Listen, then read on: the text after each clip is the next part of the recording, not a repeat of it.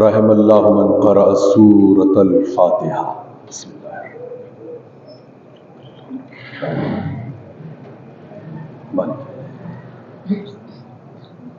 صراط الذین. بسم اللہ الرحمن الرحیم.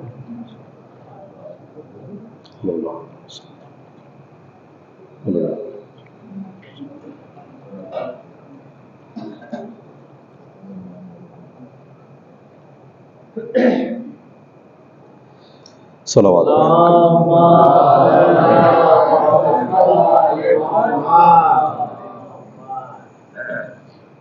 حسبنا اللہ ونعم الوکیل، نعم المولا ونعم النصیر.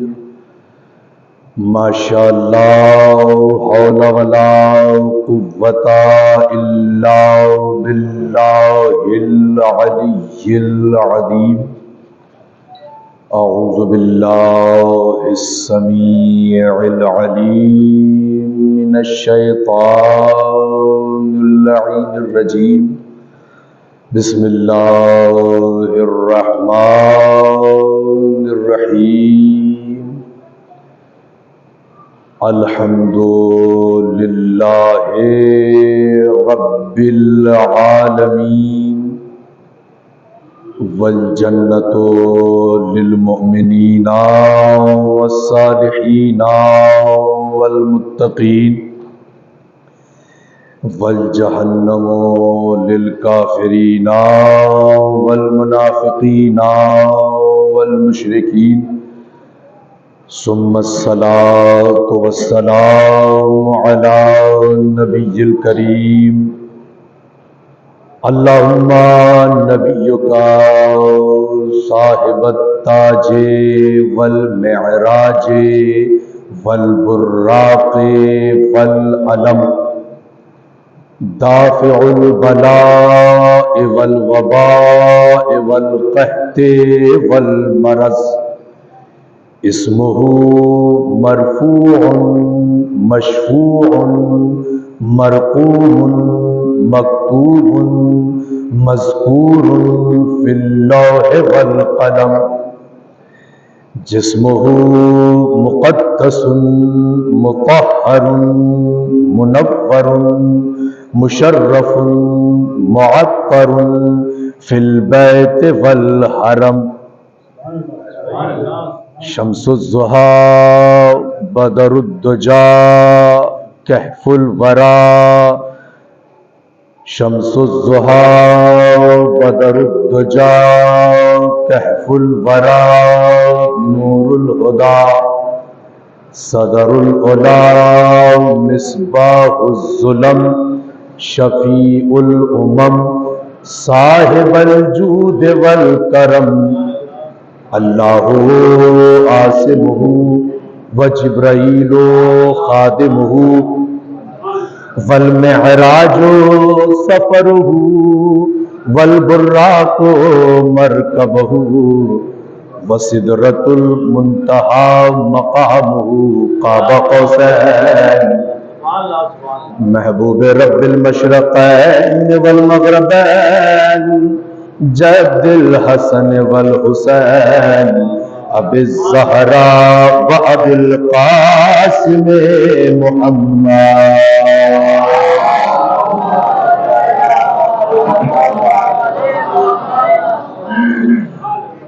وعلی یعصوب الدین والایمان، وعلی یعصوب الدین والایمان باب الامن والامان. کلمت الرحمن السابق بالاحسان والشاہد بالایمان. مصداق مرج البحرین یلتقیان. الامام المظفر والشجاع الغضنفر وقاسم طوبى وسقر.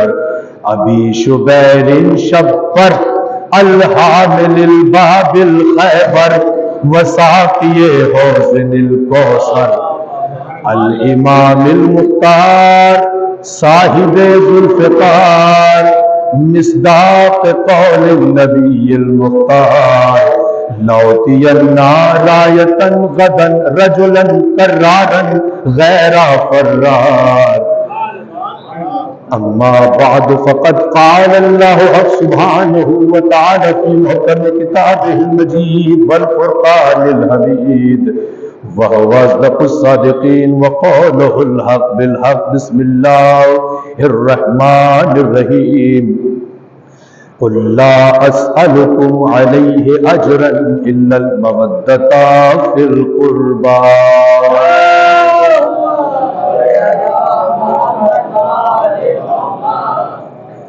حاضرین گرامی منزلت، سامعین ایمان و بصیرت، عزاداران امام مظلوم کربلا،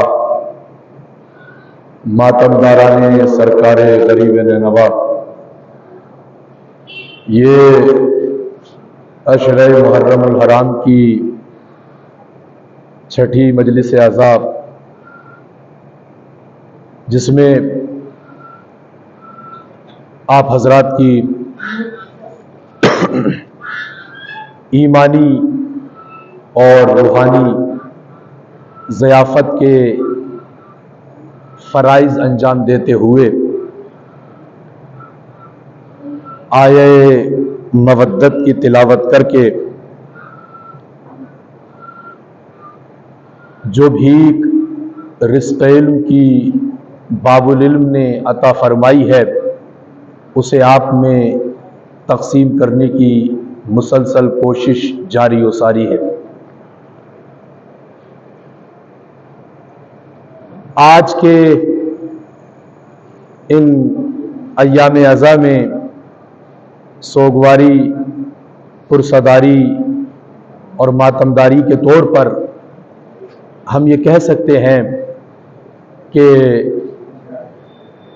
امام حسین علیہ الصلاۃ والسلام کی عزاداری بہترین اجر رسالت ہے. مومنین حضرات تشریف لا رہے ہیں، مل کے ایک باواز بلند صلوات پڑھیں.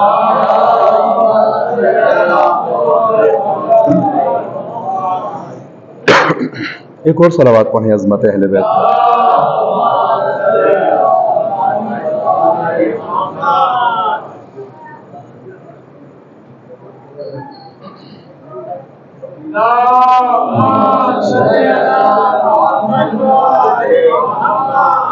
بھائی سے ایک بار سیٹ کر دو تاکہ درمیان گفتگو میں بار بار ڈسٹرب نہ ہو. ایک اور صلوات پڑھیں مل کر محمد والے.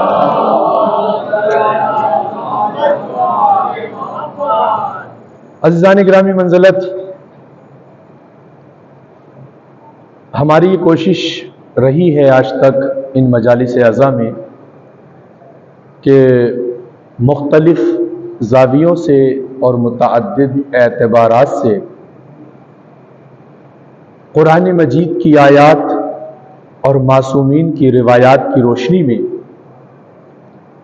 اجر رسالت کو ادا کرنے کے جو تقاضے ہیں ان تقاضوں کے اوپر روشنی ڈالی جائے تاکہ ہماری نوجوان نسل، ہمارا معاشرہ، ہمارا سماج، ہماری سوسائٹی اور بلکہ مجموعی طور پر اگر میں یوں کہوں کہ تمام عالم اسلام آیہ مودت کی روشنی میں اجر رسالت کو ادا کرنے کے حوالے سے جو تقاضے ہیں اور تقاضوں کے اعتبار سے جو ضرورتیں ہیں ان کو بطریق احسن سمجھ سکے. مختلف حوالے سے اس آیت کی تفاسیر، اس کے معانی اور توضیحات و تشریحات بیان کی گئی ہیں، مگر عزیزان گرامی تمام شیعہ مفسرین نے اور بیشتر اہل سنت مورخین نے متفقہ طور پر لکھا ہے کہ اجر رسالت کی ادائیگی آیے مودت کی روشنی میں یہ ہے کہ جو نبی کے قرابت دار ہیں ان سے مودت اختیار کی جائے. نبی کے قرابت دار وہی ہیں جو حقیقت میں صاحبان ذکر ہیں. نبی کے قرابت دار وہی ہیں جو ہر موقع پر جب جب اسلام کو ضرورت پڑی وہ نبی کے ساتھ ساتھ نظر آئے ہیں، چاہے وہ غدیر کا مسئلہ ہو یا مباہلے کا میدان ہو یا پھر احزاب اسلامی ہو یا پھر گھر میں رہ کر جبرائیل کے ذریعے پوری زمین و آسمان میں جتنی بھی مخلوقات و موجودات ہیں ان سب کے لیے نبی کے اہل بیت اور نبی کے قرابت داروں کا تعارف بیان کرنا مقصود ہو. وہ سب کے سب وہی ہیں کہ جو نبی کے قرابت دار ہیں. اور پھر سب نے لکھا کہ وہ جو قرابت دار ہیں، وہ جو نبی کے اہل بیت ہیں، وہ کوئی اور نہیں ہے، وہ جناب رسالت مآب کی اکلوتی بیٹی جناب فاطمۃ الزہرا سلام اللہ علیہا کی ذات ہے، جناب امیر کائنات امام المتقین خلیفۃ المسلمین حضرت علی ابن ابی طالب علیہ السلام کی ذات ہے. اور وہ جو نبی کے قرابت دار ہیں وہ جناب زہرا کے بیٹے، امیر المؤمنین کے پسر، جناب رسالت مآب کے نواسے اور آپ کے بیٹے جناب حسنین کریمین ہیں. بس یہی آپ کے اہل بیت ہیں. اور اس کے بعد جو آپ کی نسل میں امام مہدی تک آپ کے فرزند ہیں وہ سب اہل بیت میں شامل ہوتے ہیں. ایک صلوات پڑھیں محمد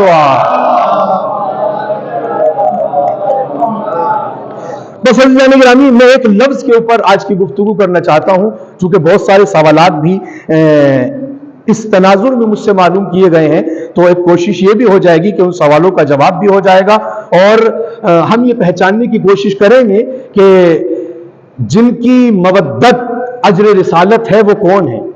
ان کا ایک تعارف قرآن نے بیان کیا ہے کہ وہ اہل ذکر ہیں. وہ کوئی عام افراد نہیں ہیں، وہ اہل علم حضرات ہیں، وہ صاحبان ذکر حضرات ہیں. انہیں کیسے جانا جائے، انہیں کیسے معلوم کیا جائے، ان کا کیسے پتہ لگایا جائے؟ ہم تو یہ دیکھ رہے ہیں کہ آج کل کی اس رنگ برنگی کائنات میں مختلف نسلوں، رنگوں، مختلف ادیان و مذاہب اور مکاتب فکر کے افراد کے درمیان جسے دیکھو اپنے آپ کو علم والا سمجھ رہا ہے، اپنے آپ سے بڑا کسی کو عالم نہیں سمجھ رہا. ہر کسی کا دعویٰ یہی ہے ہم ہی ہیں جو صاحبان علم ہیں، ہم ہی ہیں جو صاحبان ذکر ہیں. لیکن ہمیں کیسے پتہ چلے کہ حقیقت میں صاحبان علم کون ہیں، حقیقت میں اہل ذکر کون ہیں؟ عزیزان گرامی، ہمیں جب جس مسئلے میں پریشانی کا سامنا کرنا پڑا ہے، اول تو یہ ہے کہ امیر کائنات کے ہوتے ہوئے، مشکل کشا کے ہوتے ہوئے مشکل بعد میں ہوتی ہے. امیر المومنین مشکل کشائی پہلے فرماتے ہیں. ایک صلوات پڑھیں مل کر محمد و آل محمد پر.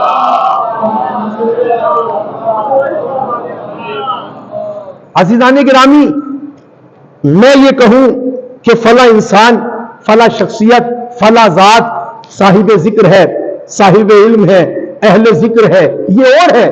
لیکن اگر ہم قرآن مجید کی روشنی میں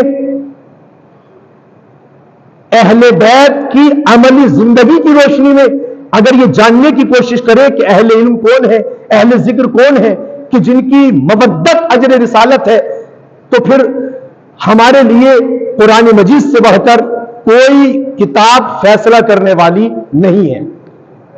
میں قرآن مجید کی ایک آیت پڑھ رہا ہوں اور یہ جو آیت ہے یہ قرآن مجید میں ایک مرتبہ نہیں آئی. یہ آیت بھی آیہ مودت کی طرح بڑی مشہور ہے، جس میں پروردگار عالم ارشاد فرما رہا ہے بسم اللہ الرحمن الرحیم فاسألوا اہل الذکر ان کنتم لا تعلمون. سوال کرو اہل علم سے ان کنتم لا تعلمون، جب تم نہ جانتے ہو. یہ آیت قرآن مجید میں ایک مقام پہ نہیں آئی، یہ آیت 2 مرتبہ آئی ہے. میں حوالہ بھی ابھی آپ کے سامنے ذکر کروں گا، لیکن ہلکا سا معمولی سا اس کا رسمی ترجمہ اپنے چھوٹے بھائیوں کے لیے اور جوانوں کے لیے بزرگوں سے معذرت کے ساتھ الحمدللہ ارباب دانش تشریف فرما ہے، مولا آپ کو سلامت رکھے۔ اللہ نے کہا کہ فصلو، سوال کرو، سیدھی سی بات ہے، اس میں کوئی کسی قسم کا اختلاف نہیں ہے، ظاہر ہے کہ سوال کرنا چاہیے۔ اللہ حکم دے رہا ہے فصلو، سوال کرو، اس میں اللہ نے کسی مذہب کی قید نہیں لگائی، کسی ملت کی قید نہیں لگائی، کسی مکتب کی قید نہیں لگائی، مجموعی طور پر بشکل عام اللہ کا تمام ذی عقول اور تمام ارباب دانش سے یہ خطاب ہے کہ سوال کرو۔ اور یاد رہے، سوال کرنا کوئی معمولی چیز نہیں ہے، سوال کرنا اس بات کی علامت ہے کہ ہماری عقل صحیح کام کر رہی ہے۔ سوال ہر کوئی نہیں کرتا، سوال ہر کوئی نہیں کرتا، سوال وہی کرتا ہے جس کے یہاں علم کی طلب ہوتی ہے۔ جو جوان اور چھوٹے بھائی پیچھے ایک دوسرے سے ہم کلام ہیں، ان سے گزارش ہے کہ مجلس کا آغاز ہے، اور جو بانیان مجلس ہیں ان سے گزارش ہے کہ وہ اس چیز کو اور اس انتظام کو تھوڑا سا اپنی نظر میں لے کر آئیں۔ ایک صلوات پڑھیں مل کر، محمد و آل محمد۔ اللہ نے کہا کہ فصلو، سوال کرو، پوچھو، معلوم کرو۔ سوال کرنا بہت اہم ہے عزیزان گرامی، اللہ کا حکم ہے، ہماری ضرورت ہے، ہماری طلبگی کے تقاضے ہیں کہ ہم سوال کریں، لیکن کس سے سوال کریں؟ اہل الذکر۔ اگلا لفظ ہے آیت کا کہ خبردار، ہر کسی سے سوال نہ کرنا، کسی کے وجود سے متاثر ہو کر سوال نہ کرنا، کسی کی بہت زیادہ ہائی لائٹ پرسنالٹی سے امپریس ہونے کے بعد، کسی کی ڈریس سے متاثر ہونے کے بعد سوال مت کرنا، کسی کے وجود سے متاثر ہو کر سوال مت کرنا۔ اللہ نے کہا سوال کس سے کرنا ہے؟ سوال ضرور کرنا۔ اللہ نے یہ بھی بتایا کہ کس سے کرنا؟ اہل ذکر، اہل علم سے سوال کرنا، جو علم والے ہیں، جو ذکر والے ہیں، ان سے سوال کرنا ہے۔ یہ بات ایک دم بالکل واضح ہے۔ اور کب سوال کرنا ہے اللہ نے یہ بھی بتایا ہے۔ خبردار، امتحان کی منزل میں استاد اپنے شاگرد سے اگر کچھ معلوم کرتا ہے تو وہ پوچھنا اور ہے، لیکن خبردار، تم کسی بات کا علم رکھتے ہوئے امتحان لینے کی خاطر کسی سے سوال نہ کرنا۔ بہت سارے افراد ہوتے ہیں، ایک عادت ہوتی ہے جناب بزرگوار بعض جگہوں پہ بعض لوگوں کی کہ ایک مسئلے کا جواب 60 علماء سے معلوم کر چکے ہیں، مگر چونکہ ہمارے یہاں حضرت آئے ہیں، خطیب آئے ہیں، پیش نماز آئے ہیں، امام جماعت آئے ہیں، امام جمعہ آئے ہیں، اب ہمیں دیکھنا ہے کہ مولانا کتنے پانیوں میں ہیں، لہٰذا وہ کچھ مخصوص سوال ہوتے ہیں اور وہ ان کی خدمت میں رکھے جائیں۔ تو کوئی بھی مولوی ہوتا ہے، مولانا صاحب الزمان نہیں ہوتا کہ جسے ساری کائنات کا علم ہو۔ مراجع کرام کا بھی یہ دعویٰ نہیں ہے کہ انہیں ساری کائنات کا علم ہے۔ ساری کائنات کا علم جن کے پاس ہے وہ کوئی عام عالم نہیں ہے، عالم علم لدنی ہے۔ وہ دنیا میں آ کے نہیں پڑھے، اللہ نے انہیں علم عطا کیا ہے۔ صلوات پڑھیں محمد وآل۔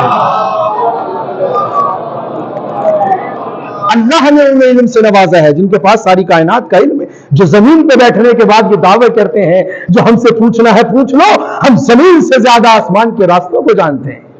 وہ بس اہل بیت ہیں، وہ اللہ کے منتخب ہیں، وہی تو مصطفیٰ ہیں، وہی تو مجتبیٰ ہیں، وہی تو مرتضیٰ ہیں، وہی تو ہیں جو سلیکٹڈ بائی گاڈ ہیں، وہ اللہ کا انتخاب ہیں، وہ اللہ کے نمائندے ہیں، وہی ہیں جو حاکم کائنات ہیں، وہی ہیں جو عالم موجودات ہیں، وہی ہیں جو فخر کائنات ہیں، وہی ہیں جو باعث تخلیق کائنات ہیں، ان کے علاوہ کوئی اور نہیں ہے۔ لہذا خبردار، امتحان کے لیے کبھی سوال نہ کرنا، لیکن ہاں ان کنتم لا تعلمون، اگر تمہیں کسی چیز کا علم نہیں ہے، اگر تم نہیں جانتے ہو تو پھر شرمانا مت، گھبرانا مت، پچھتانا مت، جہالت کو دبانا مت، بلکہ سوال کرنا تاکہ سوال کے ذریعے تمہیں جواب ملے اور تم راہ ہدایت کو حاصل کر لو۔ لہذا کبھی شرمانا مت، کسی چیز کو نہیں جانتے ہو کہ ہم اتنے بڑے ہو گئے، ہماری اتنی سن و سال ہے، ہم نہیں پوچھیں گے، ہماری ناک کٹ جائے گی، خدا کے واسطے۔ بہت ساری مثالیں ہیں عزیزان گرامی، لیکن میں ابھی ایران سے شیخ سعدی کی مثال آپ کی خدمت میں پیش کروں۔ یہ وہ شخصیت ہے، انسان ہے جس نے 60 سال کی عمر میں پڑھنا شروع کیا۔ میں بہت بڑے علماء اور مراجع کی بات نہیں کر رہا ہوں، ایک عام پرشین کے بہت بڑے اسکالر पर्शियन लिटरेचर के बहुत बड़े आलिम शेख सादी, जिनकी बहुत सारी किताबें पर्शियन में हमने पढ़ी हैं, अज़ीज़ान किराम, इन्होंने 60 साल की उम्र में पढ़ना शुरू किया। अब आप अंदाजा लगाइए कि इन्होंने इतना पढ़ा, इन्होंने इतनी मेहनत की कि आज दुनिया की कोई यूनिवर्सिटी नहीं है जहां पर्शियन का सिलेबस हो और वहां शेख सादी की किताबें निसाब में मौजूद ना हो। अब आप अंदाजा लगा सकते हैं कि जब एक इंसान 60 साल की उम्र में तलबगी का आगाज कर सकता है तो फिर शर्माने वाली तो कोई बात ही नहीं है। एक सलावत पढ़े मिलकर मोहम्मद वाले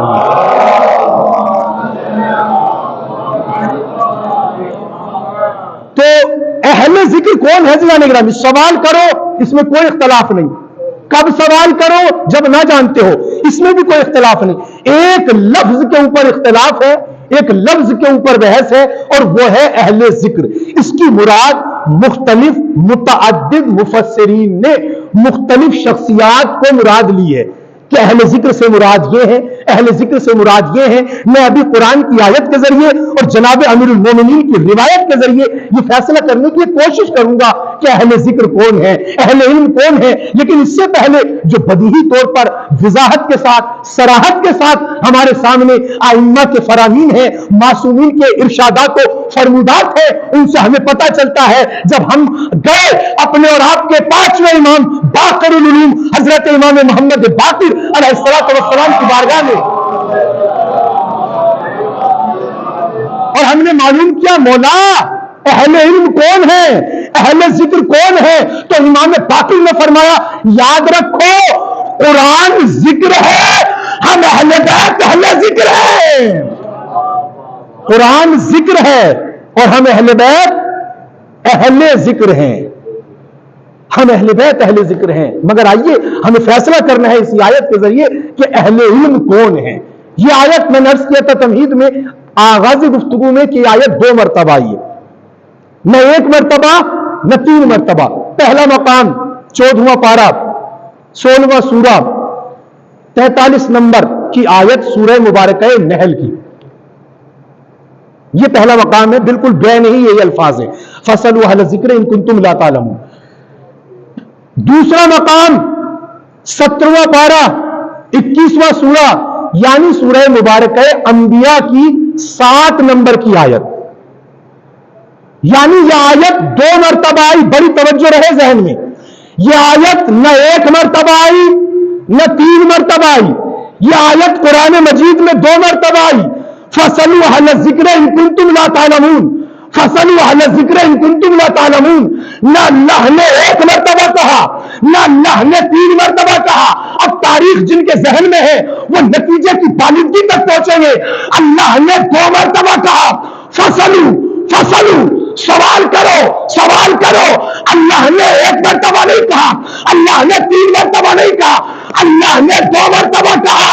पूछो पूछो, अब अहले इल्म और अहले जिक्र भी कोई और नहीं वही होगा जो मिंबर कूफा पर आने के बाद 2 ही मरतबा कहे सलामी सलामी।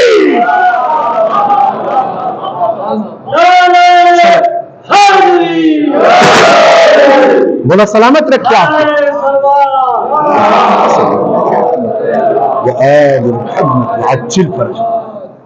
जनाब अमीर कायनात ने मिंबर कूफा पर आने के बाद 2 ही मरतबा कहा। अब ये अलग बात है कि ये जो जुमला कहा है ना यावर भाई, आपके खुसूसी तवज्जो, चूंकि आपने सवाल किया था और मैंने इसीलिए आज इसको, चूंकि बहुत सारे हवालों से, जावियों से हमारे जवान नौजवान इस किस्म के जो है वो सवाल करते हैं। बेशक सवाल करना चाहिए, सवाल करना इल्म की तलब की अलामत है, इल्म की तलब की अलामत है। जिनकी अक्लों को जंग लग जाता है वो कभी सवाल नहीं करते, वो कभी सवाल नहीं करते। सवाल वही करता है जो इल्म को जिंदगी समझता है, जो इल्म को अपने वजूद की, अपने नफ्स की, अपने रूह की और अपने विजदान की जरूरत महसूस करता है, वही सवाल करता है। जनाब अमीर कायनात ने 2 मरतबा कहा, लेकिन इस जुमले को 7 अंदाज से कहा, 7 तरीकों से कहा, 7 अंदाज से कहा। जो मुझसे सवाल करना है सवाल करो, मैं जमीन से ज्यादा आसमान के रास्तों को जानता हूं। जो मुझसे सवाल करना है सवाल करो, इससे पहले कि तुम मुझे मफकूद कर दो। यहां पे एक میں بڑی معذرت کے ساتھ یہ جملہ کہوں گا کہ کہیں نہ کہیں غلط ترجمہ کیا جاتا ہے بعض خطبہ اور ذاکرین کے ذریعے کہ جو مجھ سے پوچھنا ہے پوچھ لو اس سے پہلے کہ میں تمہارے درمیان سے چلا جاؤں. اب یہاں چونکہ پڑھے لکھے لوگ ہیں اور لہٰذا میں اپنی علمی ذمہ داری کے ساتھ اپنی حیات کے آخری لمحات تک یہ جملہ آپ کی خدمت میں پیش کر رہا ہوں کہ یہ جو ترجمہ کیا جاتا ہے اس حدیث کا جناب امیر کے اس فرمان کا جو مجھ سے پوچھنا ہے پوچھ لو اس سے قبل کہ میں تمہارے درمیان سے چلا جاؤں، یہ اس لفظ کا بالکل بھی ترجمہ نہیں ہے. اگر ہم ورڈ بائی ورڈ لفظ بے لفظ بھی اگر ترجمہ کریں تو ترجمہ یوں ہوگا، سلونی سلونی جو مجھ سے پوچھ رہے ہیں پوچھ لو، قبل ان تفقدونی اس سے پہلے کہ تم مجھے، تفقدونی یہ حاضر کا صیغہ ہے، یہ مخاطب کا صیغہ ہے، یہ مخاطب کی علامت ہے، یہ مخاطب کی ضمیر ہے. اس سے پہلے کہ تم مجھے مفقود کر دو. وہ حجت خدا نہیں ہے جو بغیر کسی عذر کے، بغیر کسی مصلحت خدا کے خود لوگوں کے درمیان سے جائے. اگر خود حجت خدا چلی جائے تو لوگوں کے پاس تو جواز بن جائے گا، لوگوں کے پاس تو بہانہ بن جائے گا. اللہ کی حجت کبھی خود نہیں جاتی. بندے ہیں جو اپنے آپ اپنی توفیق کے مطابق حجت خدا سے محروم ہوتے ہیں. امیر المومنین نے اپنے اوپر بات نہیں رکھی ہے اور رکھ بھی نہیں سکتے، اس لیے کہ آج مہدی کی صورت میں علی اس دنیا کی تشنگی کو دور کر رہے ہیں. لہذا یہ نہیں ہے اس کا ترجمہ. ترجمہ یہ کہ یہ کہیں تم مجھے مفقود نہ کر دو، تم مجھے نہ کھو دو. اور اگر میں محاورے میں ترجمہ کروں تو یوں بھی کر سکتا ہوں کہ جو مجھ سے پوچھنا ہے پوچھ لو اس سے پہلے کہ تم مجھ سے ہاتھ نہ دھو بیٹھو. یہ نہیں کہ میں تمہارے درمیان سے چلا جاؤں. اور کس شان سے میرے مولا نے یہ جملے کہے، کس انداز سے میرے مولا نے یہ جملے کہے. تاریخ گواہ ہے عزیزان گرامی کہ جب رسول گرامی اسلام کے 25 سال کے بعد ظاہر خلافت ملنے کے بعد جناب امیر کائنات منبر کوفہ پر آئے ہیں تو آپ کے منبر پر آنے کا انداز بڑا مختلف ہے. منبر کے پہلے زینے پہ قبضہ جمایا جا چکا ہے، دوسرے زینے پہ تسلط حاصل کیا جا چکا ہے، تیسرے زینے پر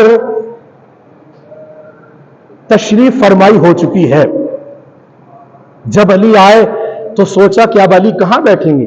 اب ایک ہی تو زینہ ہے جسے عرش منبر کہتے ہیں، جسے فراز منبر کہتے ہیں. اب میں کچھ لفظ بولوں گا اور پڑھوں گا عزیزان گرامی، اور میری مجبوری یہ ہے کہ اگر میں ان لفظوں کو نہ بولوں گا، میں ان لفظوں کو نہ پڑھوں گا جنہیں میں نے ترتیب دیا ہے، ترتیب الفاظ، تو جو خطابت کا ایک لطف ہے نا وہ نہیں آئے گا. بڑی توجہ فرمائیے گا عزیزان گرامی.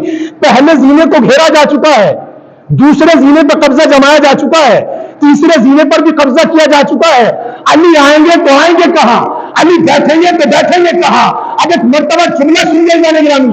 امیر المومنین آئے، علی اس انداز سے آئے کہ منبر کے پہلے زینے کو رودا، منبر کے پہلے زینے کو رودا، دوسرے کو پامال کیا. پہلے کو رودا، دوسرے کو پامال کیا، تیسرے کو زیر پا کیا. میں زینوں کی بات کر رہا ہوں، پہلے کو رودا. اے کاش ان جملوں کا لطف آپ سمجھے، جو سمجھ رہے ہیں ان کی سمجھ کو میرا سلام. پہلے کو رودا، دوسرے کو پامال کیا، تیسرے کو زیر پا کیا، اور چوتھے عرشہ منبر پر میرا مولا تشریف فرما ہو گیا. یا علی آپ کہنا کیا چاہتے ہیں، یا علی آپ بتانا کیا چاہتے ہیں. سوال ادھورا رہ جاتا، کشنا رہ جاتا اگر اسی موقع پر بزر کا ایک فرد کھڑے ہو کر سوال نہ کرتا، یا علی آپ رسول کے مقام پر بیٹھ گئے، آپ رسول کے مقام پر بیٹھ گئے. عجب نہیں میرے مولا نے اس کی آنکھوں میں آ کے ڈالنے کے بعد ایک جملہ کہا، خبردار خبردار تو لکڑی کے اس منبر کی بات کرتا ہے. ارے یہ قدم تو دوش رسالت بن جا چکے ہیں. صلوات پڑھیں محمد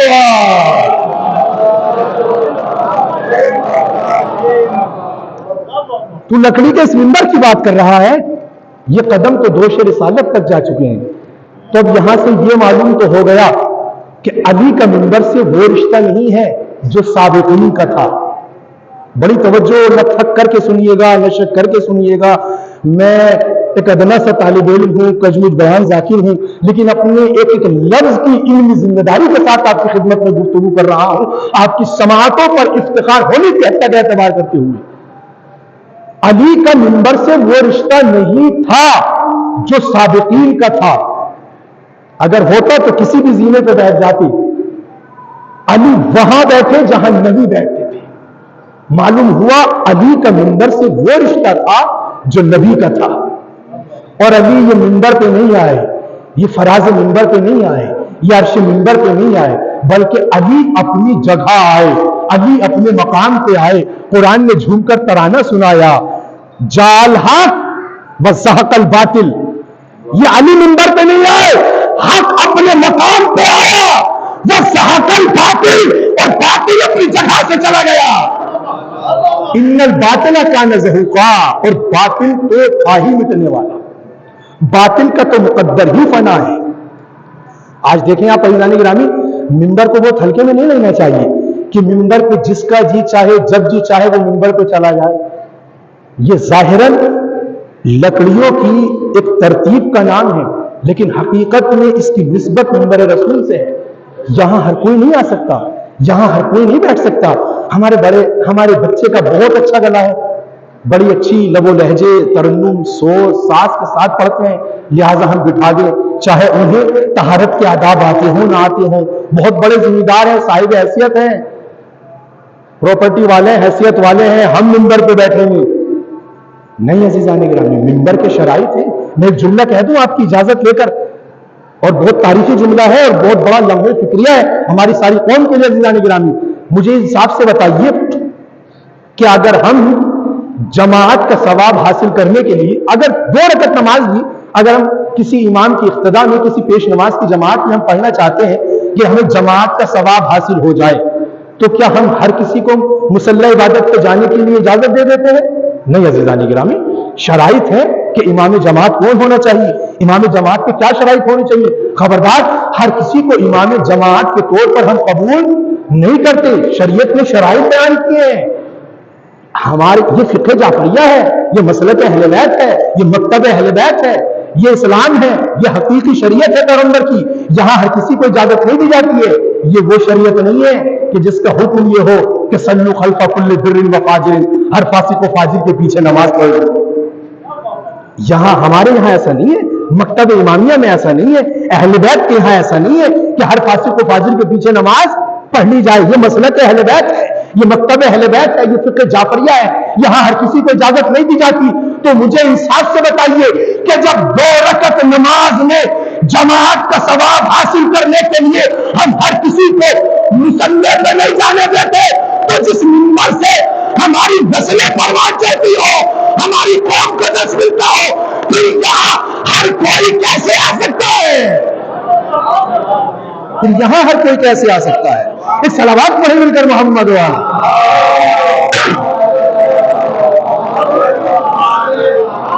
عزیزان گرامی, ہر کوئی نہ مصلی پہ جا سکتا ہے, نہ ہر کوئی منبر پہ آ سکتا ہے. مصلی پہ جانے کے بھی شرائط ہیں, منبر پہ آنے کے بھی شرائط ہیں. اور اگر میں تاریخ اسلام کا خلاصہ کرتے ہوئے ایک تنقیدی جائزے کے ساتھ اگر شرائط منبر بیان کروں تو میں اس انداز سے کہہ سکتا ہوں, اور مجھے آپ اپنی سماعتوں اور اپنی عقل کو جج بناتے ہوئے انصافاً بتائیے گا کہ جب ایک ایک لفظ میں مکمل تاریخ ہے اور ایک ایک لفظ ایسا ہے جس کے اوپر مجلس پڑھی جا سکتی ہے مکمل, مگر مجھے جانا بہت آگے ہے, لہٰذا میں بہت اختصار سے کام لیتے ہوئے اپنی منزل تک جانا چاہتا ہوں, اور اس گفتگو کو, اس مجلس کو معراج کی منزلوں تک لے جانا چاہتا ہوں, اس لیے کہ ذکر محمد والے محمد کا ہے. مجھے انصاف سے بتائیں کہ جب منبر مرکز علم ہے تو کوئی جاہل کیسے آئے گا؟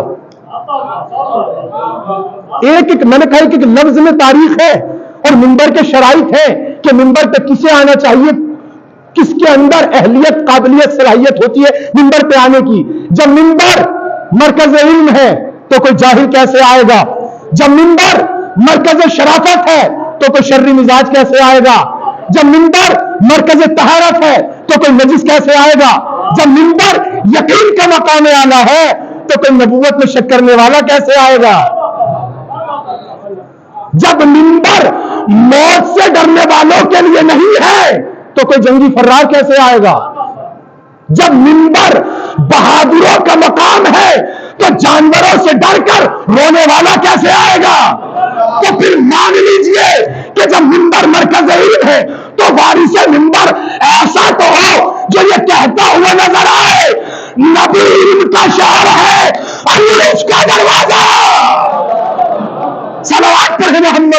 آل محمد۔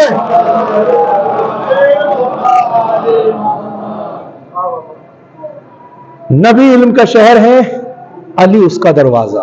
جب منبر طہارت کی جگہ ہے تو وارث منبر ایسا پاک و پاکیزہ ہو جس کی طہارت کا قصیدہ آیت تطہیر پڑھ رہی ہو۔ جب منبر مرکز شرافت ہے تو وارث منبر ایسا تو ہو کہ جس جگہ دفن ہو جائے وہ نجف اشرف کہلائے۔ جب منبر یقین کا مقام اعلیٰ ہے تو پھر وارث منبر ایسا یقین رکھنے والا ہو جو یہ کہتا ہوا نظر آئے کہ مجھ علی کے سامنے سے آسمانوں کے حجابات ہٹا دیے جائیں، میرے یقین میں نہ کمی ہوگی نہ اضافہ ہوگا۔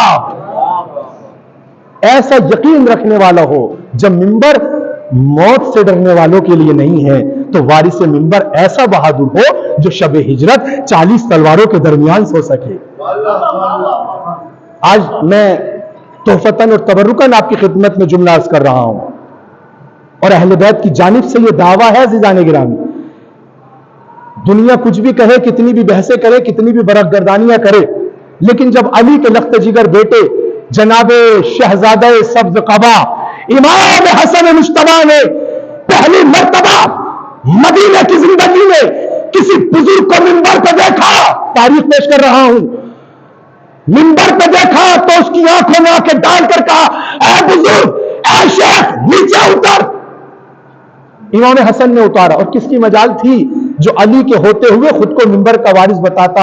آج میں دعوے کے ساتھ جملہ عرض کر رہا ہوں، تحفتاً اور تبرکاً لے جائیے گا، نبی کے بعد مسند خلافت اور تخت حکومت پہ بحثیں ہوئی، ورقردانیاں ہوئی، لیکن کوئی بھی نہ علی سے منبر مان سکا، بڑی توجہ، کوئی بھی نہ علی سے منبر مان سکا، نہ علی سے ذوالفقار مان سکا۔ اس کی وجہ یہی ہے، منبر ہی مانتا ہے، ذوالفقار بازو مانتی ہے۔ صلوات پڑھیں محمد۔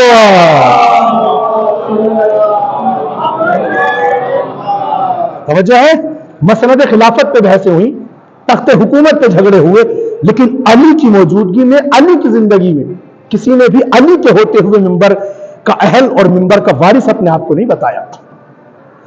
بیٹھ گئے تخت حکومت پر، لیکن علی کے بغیر کسی مسئلے کا حل نہیں ہوا۔ مان لیا مگر سوال علی نے بتایا، اور یہاں سے لوگ ایک کنفیوژن پیش کرتے ہیں ہماری جوان نسل کے اذہان عالیہ میں کہ علی جو مسئلوں کے جواب دیتے تھے تو اس کا مطلب یہ تھا کہ علی کے ان سے تعلقات اچھے تھے۔ عزیزان گرامی، تعلقات اچھے نہیں تھے۔ علی جو سوالوں کے جواب دیتے تھے وہ اس لیے دیتے تھے کہ سوال کرتا تھا قیصر روم، حکمران تھا جاہل، اگر علی جواب نہ دیتے تو حکمران کی توہین نہ ہوتی، اسلام کی توہین ہوتی۔ لہٰذا علی نے سوالوں کے جواب خلیفہ کی محبت میں نہیں بتائے، اسلام کی محبت میں بتائے۔ ایک صلوات پڑھیں مل کر محمد والے۔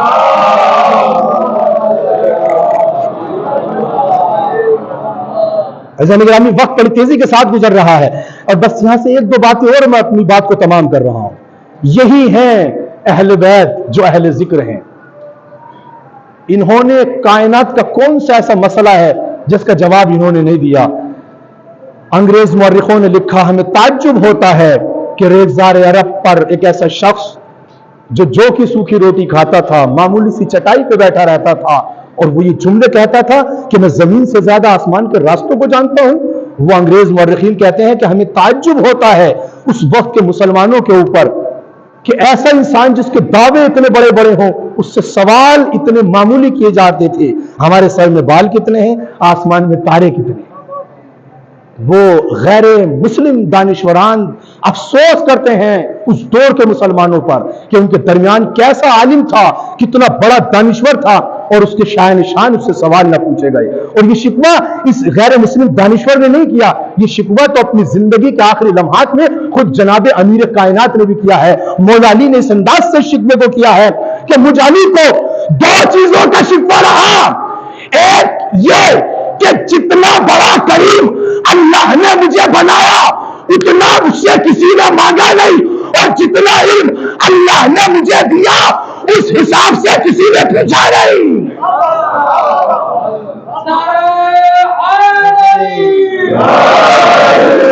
جیسا کریم مجھے بنایا میرے کریم ہونے کے مطابق مجھ سے کسی نے مانگا نہیں، اور جیسا اللہ نے مجھے عالم بنایا میرے علم کے مطابق کسی نے مجھ سے پوچھا۔ یہ خود جناب امیر کائنات کو چھپا رہا ہے۔ یہی ہے وہ جو خطیب منبر سلونی ہے، ان کے علاوہ کسی نے یہ دعویٰ نہیں کیا ہے۔ البتہ بعض دعوے موجود ہیں تاریخ میں جنہوں نے جناب امیر کائنات کے دعوے کی تکذیب کرنے کی ناکام کوشش کی، مگر وہ اپنی ناکام کوشش میں نامراد ہو کے رہ گئے، اس لیے کہ کسی دنیا کے اسکالر کے دعوے کو جھٹلانا اور ہے، اور جو وحدت کی یونیورسٹی سے پڑھ کے آیا ہو، جسے اللہ نے علم سے نوازا ہو، اس کے دعوے کو کوئی نہیں جھٹلا سکتا۔ علی کا دعویٰ جھٹلانے والا اپنے مقدر میں لعنتوں کا توق تو پہن سکتا ہے، ضلالتیں اس کا نصیب ہو سکتی ہیں، مگر وہ علی بادشاہ کے دعوے کو نہیں جھٹلا سکتا۔ یہ اپنے آپ میں اگر آپ تحقیق کریں زانی گرامی، یہ بہت تفصیلی موضوع ہے، یہاں سے اپنے آپ میں مستقل یہ مجلسوں کا موضوع ہے، بہت ساری گفتگو اور بحثوں کا موضوع ہے کہ وہ کون کون حضرات ہیں جنہوں نے یہ دعویٰ کیا کہ یہ جو دعویٰ کرتے تھے علی، یہ کوئی بڑا دعویٰ نہیں تھا۔ ان میں سے بس میں بنی عباس کے ایک خلیفہ کا دعویٰ اور اس دعوے میں کس انداز سے اسے شرمندگی کا سامنا کرنا پڑا وہ پیش کر کے اور بس میں اپنی بات کو تمام کر رہا ہوں۔ بنی عباس کا ایک خلیفہ، اس نے یہ دعویٰ کیا، اس کا نام تاریخ میں نہیں ہے لیکن نسبت یہ ہے کہ وہ بنی عباس کا تھا۔ اس نے اپنے درباریوں کے حضور یہ دعویٰ کیا کہ یہ جو علی دعویٰ کیا کرتے تھے، دربار عام تھا، زنان و مردان اس جلسے میں، اس بزم میں موجود تھے۔ اس نے دعویٰ کیا کہ یہ جو علی دعویٰ کیا کرتے تھے نا کہ سلونی سلونی قبل ان تفقدونی، یہ کوئی بڑا دعویٰ نہیں تھا، یہ کوئی بڑا دعویٰ نہیں تھا، یہ دعویٰ تو میں بھی کر رہا ہوں کہ جو مجھ سے پوچھنا ہے پوچھ لو۔ اب اس نے یہ سوچا کہ یہاں سارے میرے دربار والے ہیں، سارے میرے اپنے لوگ ہیں، کوئی پوچھے گا تو کیا پوچھے گا؟ کس کی ہمت ہوگی جو بادشاہ سلامت سے کچھ سوال کرے؟ عزیزان گرامی، اس نے دعویٰ تو کر دیا، اچھا کسی کی ہمت نہ ہوئی کہ اس سے کوئی سوال کرتا، مگر عزیزان گرامی جن کی رگوں میں حق کا خون ہو، جو محبت علی پر ہو، وہ اپنے آپ کو دار پہ چڑھا دیں گے مگر باطل کے سامنے تسلیم نہیں ہوں گے۔ مولا تمہیں سلامت رکھے، وہ کبھی تسلیم نہیں ہوں گے۔ تاریخ کا بیان یہ ہے کہ ایک ضعیفہ مجمع کے بالکل آخری صف میں بیٹھی ہوئی تھی، اس نے اپنے ہاتھ کو بلند کیا، بادشاہ میں کچھ سوال کرنا چاہتی ہوں۔ اب اس نے سوچا یہاں اتنے قاضی، عالم، مفکر، مدبر، دانشور تشریف فرما ہے، کسی نے کچھ نہ پوچھا، یہ معمولی سی بڑھیا، ایک ادنا سی ضعیفہ، یہ کیا مجھ سے سوال کرے گی؟ آپ پوچھ، تجھے کیا پوچھنا ہے؟ کہا تو یہ دعویٰ کر رہا ہے کہ تجھ سے جو پوچھنا ہے پوچھ لیا جائے، تو مجھے اتنا بتا کہ تیرے سر پہ جو امامہ رکھا ہوا ہے، اس امامے میں پیچ کتنے ہیں؟ اب عزیزان گرامی ایک ایسا سوال تھا کہ جس کا اندازہ لگانے کے بعد بھی جواب نہیں دیا جا سکتا۔ اب جو اتنا بڑا دعویٰ کر رہا تھا وہ یہ کیسے بتائے کہ امامے میں پیچ کتنے ہیں، امامے میں چکر کتنے ہیں، وہ نہیں بتا سکا۔ دائیں بائیں دیکھنے لگا، علی کی شیعہ نے کہا ارے تجھے شرم نہیں آتی جسے اپنے سر پہ رکھے ہوئے امامے کی خبر نہ ہو، اسے زمین کی کیا خبر ہوگی، اسے آسمان کی کیا خبر ہوگی؟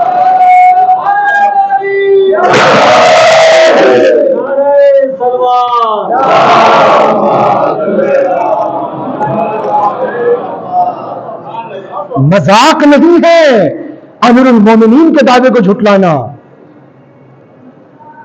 یہ دعویٰ کسی نے نہیں کیا، لیکن ہاں یہ تیور، یہ انداز اگر کسی کے اندر ہے، بالکل آخری بات اور بات تمام ہے، یہ انداز اور یہ تیور اگر کسی کے اندر پائے جاتے ہیں تو وہ علی کے بعد اولاد علی ہے۔ یہ انداز کے جو ہم سے پوچھنا ہے پوچھ لو، یہ چیلنج، یہ اعتماد، یہ کانفیڈنس، یہ اپنا اعتماد نہیں ہے، یہ اعتماد الہی نمائندہ ہونے کا اعتماد ہے۔ یہ دنیا میں کسی سے انہوں نے ظالم و تلمس طے نہیں کیا، یہ کسی کے سامنے نہیں گئے، یہ کسی سے انہوں نے نہیں پڑھا، اور یہیں سے جو لفظ امی ہے نا جناب رسالت مآب کے لیے، اور اس امی سے جو ایک منفی اور ایک نگیٹو اس کے معنی لیے جاتے ہیں کہ امی یعنی ان پڑھ، یعنی نبی پڑھے ہی نہیں، نبی پڑھنا لکھنا جانتے ہی نہیں تھے۔ نبی اس معنی میں امی نہیں ہے، نبی اس معنی میں امی ہے کہ نبی نے دنیا میں کسی سے نہیں پڑھا، آپ نے دنیا میں کسی سے نہیں پڑھا، مگر نبی کو اللہ نے علم سے نوازا۔ جتنے بھی معصومین ہیں اللہ انہیں علم دے کر بھیجتا ہے۔ توجہ فرما رہے ہیں آپ، یہ دعویٰ کسی نے نہیں کیا، لیکن ہاں اس دعوے کی جھلک اور اس دعوے کے تیور، اس دعوے کے انداز اگر کسی میں نظر آئے تو وہ اولاد علی تھی۔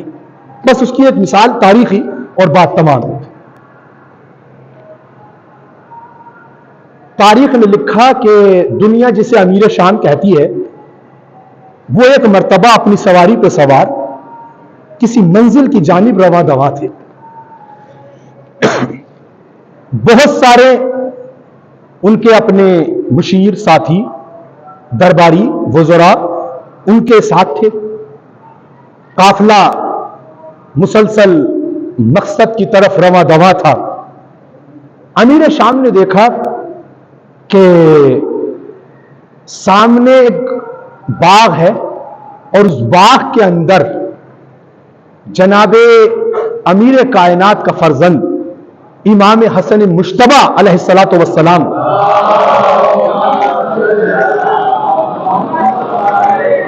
اس باغ کے اندر محنت فرما رہے ہیں۔ اس نے سوچا کہ آج بہت بہترین وقت ہے، آج میں اپنے پورے سرکاری پروٹوکول کے ساتھ ہوں، گھوڑے ہیں، وزیر ہیں، سارے اسلحوں کے ساتھ، ساری سرکاری تیاریوں کے ساتھ آج ہم ہیں، تو کیوں نہ آج حسن کے اوپر اپنی حکومت اور اپنی سلطنت کا روب و دبدبا جمایا جائے، بتایا جائے، جتایا جائے۔ اب اس نے ایک لفظ کہا جناب امام حسن کو خطاب کرتے ہوئے، حسن! مناقب امام حسن میں اور بہت ساری کتابوں میں یہ واقعہ ہے تو بڑا مشہور ہے، موجود ہے، نہ صرف نتیجہ اور اس نتیجے کی کیفیت کو آپ کی شاداب سماعتوں کی نظر کر رہا ہوں عزیزان گرامی۔ حسن! تمہارا باپ دعوے کیا کرتا تھا، سلونی سلونی، جو اس سے پوچھنا ہے پوچھ لو، جو مجھ سے پوچھنا ہے پوچھ لو، کیا تم بھی اپنے باپ کی طرح دعوے کرتے ہو؟ اب دیکھیے، میں یہ تو نہیں کہہ رہا کہ جو اب تک نہیں بولے وہ ضرور بولیں گے، لیکن اتنا ضرور کہوں گا کہ جو سر جھکا کے سن رہے ہیں، خدا کے واسطے وہ اپنا سر اٹھا کے سنیں، اس لیے کہ جناب امیر کائنات کا ذکر ہے۔ میں یہ نہیں کہہ رہا کہ آپ شرمندگی میں سر جھکائے ہوئے ہیں، لیکن یہ وہ ذکر ہے کہ فخر کی منزلوں میں انسان سر کو بلند کرتا ہے۔ توجہ فرما رہے ہیں آپ؟ اور یہ خطیب کے لیے بڑا اچھا ہوتا ہے کہ جیسے خطیب آپ کو دیکھ رہا ہے ویسے ہی خطیب کو بھی آپ دیکھیں۔ اور میں نے پچھلی مجلسوں میں بھی کہا ہے کہ اس عزاخانی کی سب سے خوبصورت جگہ ممبر رسول ہے، ممبر رسول ہے، تو کیوں نہ ہم اپنے آنکھوں کو رونق دیں خوبصورت جگہ کو دیکھنے کے لیے۔ بڑی توجہ فرمائیے گا، تمہارا باپ دعوے کیا کرتا تھا، سلونی سلونی، کیا تم بھی اپنے باپ کی طرح دعوے کرتے ہو؟ اب میں معرفت کا جملہ پڑھ رہا ہوں میرے تمام محترم اور معزز سامعین، بڑی توجہ فرمائیں، کیا تم بھی اپنے باپ کی طرح دعوے کرتے ہو؟ امام نے کہا خبردار، ہمارے چہرے بدلتے ہیں، دعوے نہیں بدلتے۔ سلامت رہے جی، آواز جی، علی علی علی علی، خبردار، ہمارے چہرے بدلتے ہیں، دعوے نہیں بدلتے ہیں۔ اچھا، اگر کچھ معلوم کرو تو بتاؤ گے؟ امام نے کہا اپنی تسلی کے لیے تجھے جو سوال کرنا ہے تو وہ سوال کر لے۔ مجلس تمام ہو رہی ہے، اس نے دائیں دیکھا، بائیں دیکھا، اوپر دیکھا، نیچے دیکھا، کچھ سمجھ میں نہ آیا کہ حسن سے معلوم کروں تو کیا معلوم کروں؟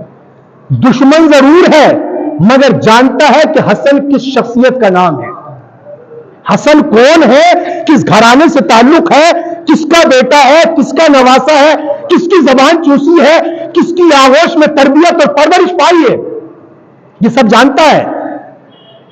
اب اس نے سوچا پوچھوں تو کیا پوچھوں، سوال کروں تو کیا سوال کروں، چونکہ معلوم ہے اگر میں ان سے کچھ زمین کی خبر معلوم کروں تو یہ وہ ہیں جو زمین سے زیادہ آسمان کے راستوں کو جانتے ہیں، اگر فضاؤں کے بارے میں سوال کروں تو ہواؤں کا علم ان کے پاس، فضاؤں کی اطلاعات ان کے پاس، آسمانوں کی خبریں ان کے پاس، زمین کی ساری باتیں انہیں معلوم ہیں، ان سے پوچھوں تو کیا پوچھوں، جنت کی پوچھوں تو جوانان جنت کے سردار ہیں۔ توجہ فرما رہے ہیں، ان سے معلوم کروں تو کیا معلوم کروں، بس ایک جملہ اور وہ یہ کہ عزیزان گرامی، جو جاہل ہوتا ہے نا وہ فقط جواب میں جاہل نہیں ہوتا۔ اگر بزرگوں نے میری تائید کری تو مجھے بڑی خوشی ہوگی۔ جو جاہل ہوتا ہے، ان پڑھ کی بات نہیں کر رہا ہوں میں، جو جاہل ہوتا ہے وہ فقط جواب میں جاہل نہیں ہوتا، وہ سوال میں بھی جاہل ہوتا ہے۔ توجہ فرما رہے ہیں، جو جاہل ہوتا ہے وہ سوال میں بھی جاہل ہوتا ہے۔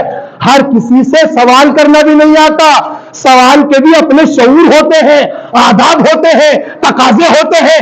عزیزان گرامی، جب اس کی سمجھ میں کچھ نہ آیا، ادھر دیکھا ادھر دیکھا، ریت سارے عرب تھی، وہاں ایک کھجور کا درخت تھا، ہر براہٹ کے عالم میں اس نے کہا حسن یہ بتاؤ کہ یہ جو کھجور کا درخت ہے اس درخت کے اوپر کتنے خرمے ہیں،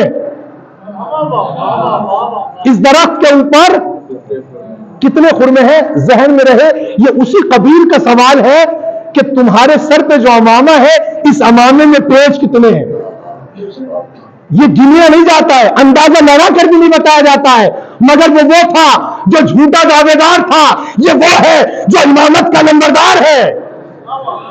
کہا یہ بتاؤ کہ اس درخت کے اوپر کتنی کھجوریں ہیں؟ امام حسن نے جو باب الیقین ہے، جو عین الیقین ہے، جو حق الیقین ہے، حقیقت و صداقت کی دہلیز پر قدم رکھتے ہوئے آپ کے اور میرے دوسرے امام نے، ہمارے دوسرے مولا نے کہا جب شمار کر لے اس درخت کے اوپر 3313 خرمے ہیں، اس درخت کے اوپر 3313 خرمے ہیں۔ امیر شام نے کہا کہ حسن تم کیا سمجھتے ہو میں شمار نہ کراؤں گا؟ امام نے کہا جا تسلی حاصل کر لے۔ اب اس نے اپنے سپاہیوں کو حکم دیا کہ ان ساری شاخوں کو کاٹا جائے کہ جن کے اوپر خرمے ہیں، زمین پہ لایا جائے اور ایک ایک کر کے انہیں شمار کیا جائے، گنا جائے۔ عزیزان گرامی، فرمان کے مطابق ان سب شاخوں کو، تنوں کو کاٹا گیا، زمین پہ لایا گیا، ایک ایک خرمہ گنا گیا، 1 بائی 1 ایک ایک خرمہ گنا جا رہا ہے۔ مجلس تمام ہو رہی ہے، عزیزان گرامی توجہ فرمائے، ایک ایک خرمہ گنا جا رہا تھا۔ جب تمام خرموں کی گنتی اعداد و شمار کے مطابق منزل اتمام کی طرف تھی، تمام ہونے والی تھی، امیر شام اپنے سپاہیوں کے نزدیک آیا۔ نزدیک آنے کے بعد کہا ارے یہ بتاؤ ان خرموں کی تعداد کتنی ہے؟ اس کے سپاہیوں نے کہا امیر شام تعداد اتنی ہی ہے جتنی حسن نے بتائی تھی، اتنی ہی ہے جتنی حسن نے بتائی تھی۔ اس نے کہا ہلکے سے کہا اچھا ایک کام کرو، ان خرموں میں کچھ گھٹاؤ کچھ بڑھاؤ، کچھ گھٹاؤ کچھ بڑھاؤ۔ انہوں نے کہا اپنے آپ کو زیادہ ہوشیار نہ سمجھ، اتنی دیر سے ہم یہی تو کوشش کر رہے ہیں، ارے خرمے ہیں نہ کم ہوتی ہے نہ اضافہ ہوتی ہے۔ ایک سلوات کیا بولا کیا بولا، بتوں کو توڑے ہتھوڑا لٹکاوے،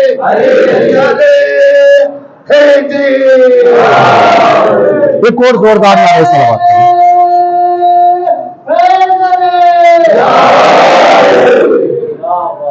عظمت امام زمانہ پر بآواز بلند سلام۔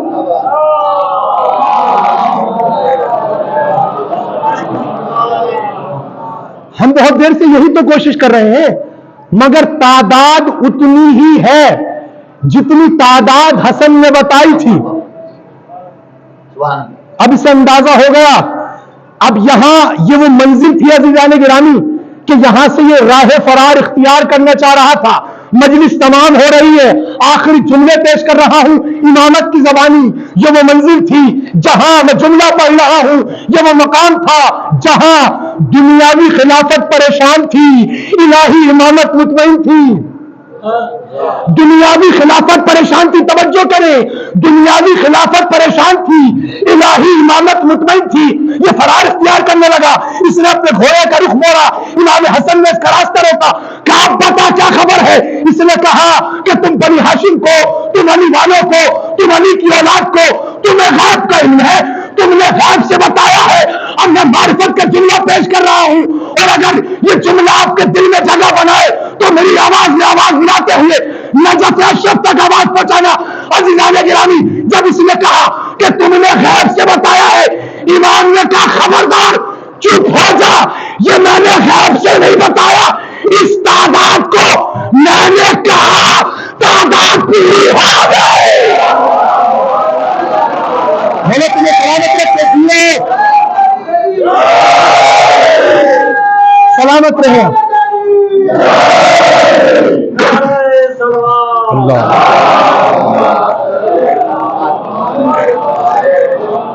یہ میں نے غیب سے نہیں بتایا، میں نے کہا تعداد پوری ہو گئی۔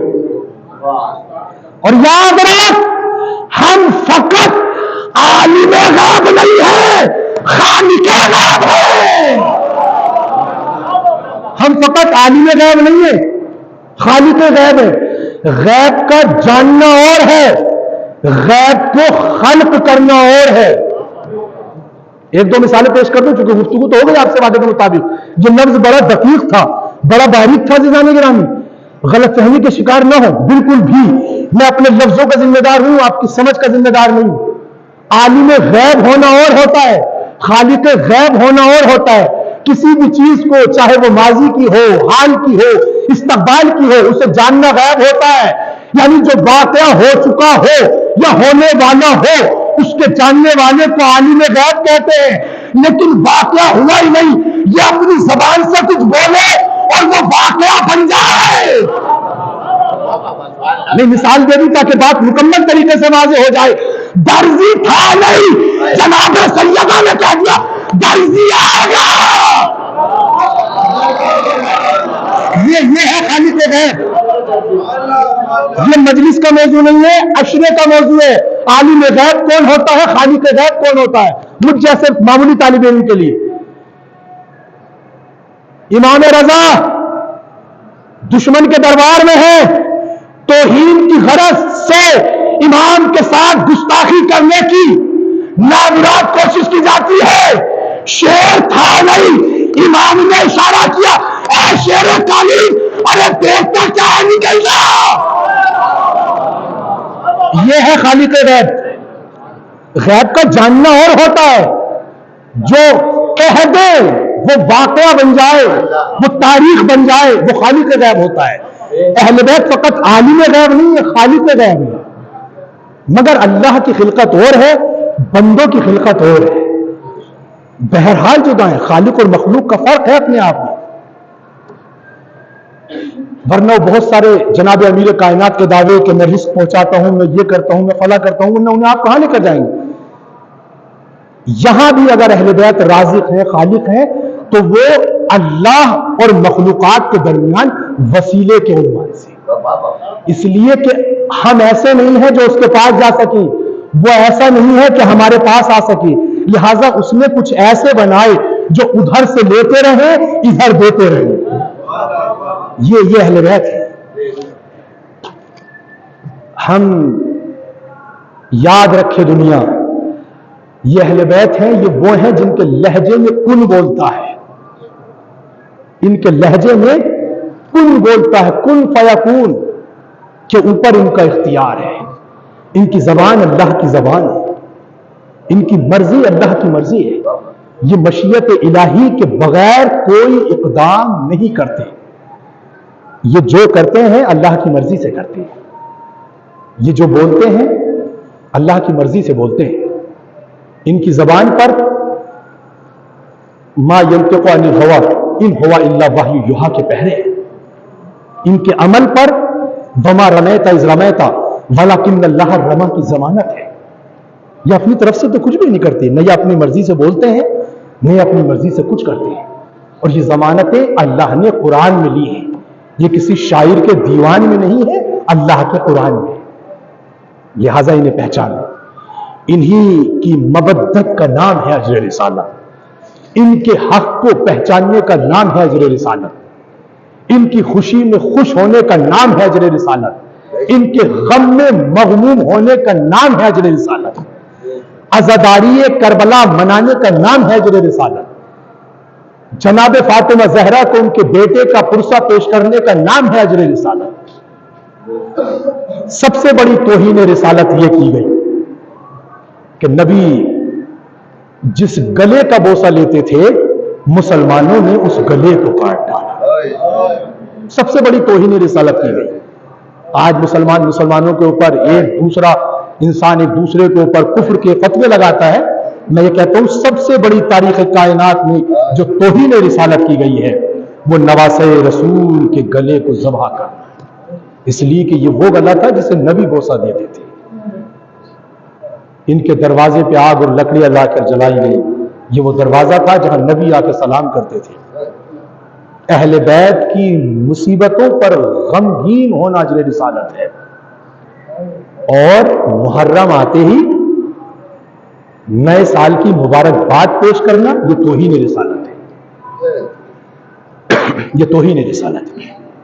آج 6 محرم الحرام ہے. گفتگو بہت ہو گئی ہے عزادارو، لہٰذا شاید میں مسائب اس تفصیل کے ساتھ نہ پڑھ سکوں چونکہ دامن وقت میں گنجائش اتنی نہیں ہے. اس کے بعد بھی بلا فصل دوسری مجلس اعزا ہے. لہٰذا تصورات کی وادی میں اپنے آپ کو لے کر جائیں اور آیت اللہ عارف باللہ شخصیت حضرت آیت اللہ بہجت کی زبانی. آپ اس وقت امام بارگاہ میں نہیں، آپ اس وقت مجلس اعزا میں نہیں، آپ اس وقت یہاں کی کربلا میں ہیں. یہی تو کہا ہے آیت اللہ بہجت نے کہ جب مجلس میں جاؤ تو سوال کرے کہ کہاں جا رہے ہو تو اس سے یہ نہ کہو کہ میں مجلس میں جا رہا ہوں، اس سے کہو کہ میں کربلا جا رہا ہوں. یہاں آپ کربلا میں بیٹھے ہوئے ہیں. یہاں ہمیں درس کربلا کو سمجھنے کی ضرورت ہے. یہاں ہمیں امام حسین کی قربانی کے مفہوم کو سمجھنے کی ضرورت ہے. نہیں میں جملہ کہہ دوں، یہاں ہمیں اپنا مقدر بنانے کی ضرورت ہے. یہاں ہمیں حر کے طریقے سے امام کی خدمت میں جانے کی ضرورت ہے. یہاں ہمیں پرسہ پیش کرنے کی ضرورت ہے. آج ہم ذکر کریں گے عزادارو اس شہید کا کہ جس شہید کو حسین دیکھنے کے بعد جب جب دل چاہتا تھا امام حسین کا کہ اپنے نانا کو دیکھیں تو اپنے بیٹے علی اکبر کو دیکھ لیا کرتے.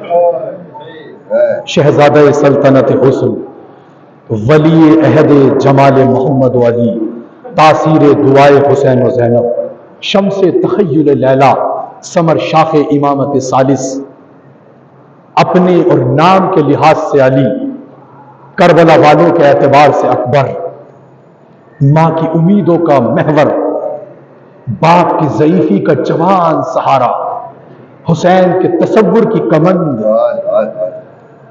عزادارو کیسا شہید ہے علی اکبر. عزادارو ایسا شہید ہے کہ اس شہید کے لیے جناب زینب نے اپنے بیٹوں سے کہا خبردار اونو محمد، اگر تمہارے ہوتے ہوئے حسین کے اکبر کے ایک زخم بھی لگ گیا تو میں تمہارا دودھ نہ بخشوں گی. تمہاری آوازیں بلند ہونے لگی. رونے کے لیے آپ نے اپنے آپ کو آمادہ کر لیا. خدا کوئی غم نہ دے سوائے غم مظلوم کربلا کی. عزادارو بس ایک بات اور کہوں گا اور چند جملے مسائل کو پڑھ کے مجلس تمام ہو رہی ہے. عزادارو جناب زینب کی آرزو ہے اور بعض روایتوں کے ذریعے ہمیں معلوم ہوتا ہے کہ جناب زینب نے یہ خواہش ظاہر کی ہے کہ ذاکرین کو خطبہ کو یہ چاہیے کہ میرے علی اکبر کی شہادت زیادہ دیر نہ پڑے، اس لیے کہ علی اکبر کی شہادت بہت زیادہ دیر تک پڑھی جائے اور مومنوں میں کوئی نہ روئے تو مجھ زینب کا دل دکھتا ہے. جزاک اللہ. آپ کی آوازیں بلند ہو گئی. خوبصورت استقبال کیا ہے آپ نے مصائب حسین کا. خوش نصیب ہیں وہ آنکھیں جن میں اکبر کے نام پہ آنسو برآمد ہو رہے ہیں. عزادارو جب علی اکبر کو اجازت ملی ہے اور علی اکبر خیمے سے نکل کے چلے ہیں تو تاریخ کا بیان یہ ہے کہ خیمے کا پردہ اٹھتا تھا، کبھی گرتا تھا، کبھی اٹھتا تھا، اور کیفیت یہ تھی یہ اکبر نہیں گئے جیسے کسی ماں کا جوان بیٹے کا جنازہ جا رہا ہو، جیسے کسی جوان کا جنازہ جا رہا ہو۔ عزادارو، علی اکبر ایسا شہید ہے۔ عزادارو، کتنی روایتیں ہیں میرے سامنے، لیکن وقت میں اتنی گنجائش نہیں ہے، مگر ہاں سنیے عزادارو، بس میں شہادت کے 2 جملے پڑھوں گا اور مجلس تمام کر رہا ہوں، ساری شہادت نہیں پڑھ سکتا۔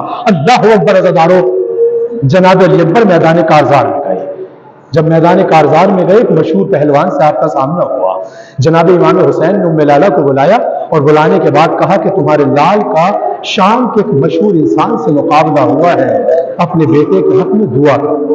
حسین جانتے تھے کہ علی اکبر واپس آئے گا، اسی لیے ماں سے دعا کے لیے کہا۔ عزادارو، ماں نے دعا کی، بتایا تیرا بیٹا 3 دن کا بھوکا پیاسا ہے۔ اللہ اکبر۔ عزادارو، ماں نے دعا کی، بیویوں نے گھیرا لگایا، اور اس مجمع کے درمیان جناب ام لالہ نے دعا کی، اے یوسف کو یاقوت پہ پلٹانے والے، ارے میرے اکبر کو پلٹا دے۔ عزادارو، ابھی دعا تمام نہ ہوئی تھی، علی اکبر امام کی خدمت میں آئے، جزاک اللہ جزاک اللہ، اور آنے کے بعد کہا بابا میں کیا کروں، ارے مجھے پیاس بڑی شدت کے ساتھ محسوس ہو رہی ہے۔ امام نے کہا بیٹا اکبر، اپنی زبان کو میرے دہن میں رکھو۔ اب جو علی اکبر نے اپنی زبان کو دہن امام میں رکھا، فوراً اپنی زبان کو باہر نکالا، ارے بابا، ارے آپ کی زبان تو میری زبان سے بھی زیادہ خشک ہے، ارے آپ کی زبان پہ تو شدت پیاس سے کانٹے پڑ گئے ہیں۔ اللہ اکبر۔ عزادارو، علی اکبر نے دوبارہ رن میں جانے کی اجازت مانگی کہ جاؤ میرے لال، اپنے آپ کو خون میں نہاؤ، اپنے نانا کے دین کو بچاؤ، اور اب ام لالہ سے کہہ دیا، ام لالہ اب اکبر کی سلامتی کی دعا نہ کرنا، اب تیرا بیٹا واپس نہ آئے گا۔ نوجوانوں، علی اکبر میدان جہاد میں گئے، زخموں سے بدن چور چور ہوا، اور حملے کی تاب نہ لا سکے، زین سے زمین پر آئے، مگر ان حملوں میں ایک حملہ ایسا ہوا کہ اس حملے کے بعد علی اکبر سے رہا نہ گیا، اور اپنے سینے پہ ہاتھ رکھ لیا۔ اللہ اکبر اللہ اکبر۔ عزادارو، امام حسین کو آواز دی، السلام علیکم یا ابا عبداللہ، بابا آپ پہ میرا سلام۔ بابا اپنے اکبر کی آواز سنیے۔ عزادارو، مولا میدان میں پہنچے، علی اکبر کے نزدیک گئے، کیا دیکھا علی اکبر کے، علی اکبر نے اپنے سینے پہ ہاتھ رکھا ہوا ہے۔ بیٹا اکبر، یہ سینے پہ ہاتھ کیوں رکھے ہو؟ بابا، ارے سینے میں برچھی کی علی ہے، بیٹا نکالا کیوں نہیں؟ بابا ظالم کہہ رہا تھا، میں نے سنا ہے حسین بڑا صابر ہے۔ اچھا بیٹا اکبر، ظالم ہمارے صبر کا امتحان لے رہا ہے۔ نوجوانوں، امام حسین نے زمین کربلا پہ اپنے زانو کو زمین پہ رکھا، اکبر کا سر اپنے زانو پہ رکھا، نجف اشرف کا رخ کیا، اور ایک جملہ کا، اور نجف پہ سونے والے میرے بابا علی بابا اب